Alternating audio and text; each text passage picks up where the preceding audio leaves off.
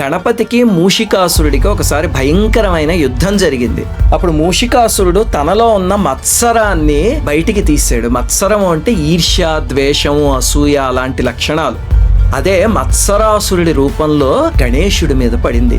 గణేశుడు గజ రూపంలో ఉంటాడు కదా, గజానికి శత్రువు ఎవరు? సింహం కదా. వెంటనే మత్సరాసురుడు సింహంలా అయిపోయి ఆకాశమంత ఎత్తుకి ఎదిగిపోయి నోట్లోంచి మంటలు కక్కుతూ గణేశుడి మీదకొచ్చాడు. స్వామికి లెక్క అది తొండంతో ఆ సింహాన్ని ఒక చుట్టి గిర్ర గిర్ర గిర్ర గిర్ర తిప్పి గట్టిగా కొట్టేసరికి అది భరించలేక స్వామి శరణు శరణు శరణు కాపాడండి అని చెప్పి వేడుకుంటే అప్పుడు వదిలేడు గణపతి. వదిలితే స్వామి పాదాల దగ్గర పడి, స్వామి నన్ను క్షమించండి, ఆ రాక్షసుడు పంపిస్తే వచ్చాను గాని నాలో ఉన్న అహంకారం పోయింది స్వామి, నన్ను కరుణించి మీ వాహనం కింద చేసుకోండి అంటే అప్పుడు గణపతి సింహవాహనం పైన కూర్చున్నాడు. సింహవాహనారూఢుడైన గణపతి రూపం కూడా ఉంది పురాణంలో. ఆ రూపాన్ని ఇంటి ముందు పెడతారు. అందుకే గణపతి వెనకాల సింహం.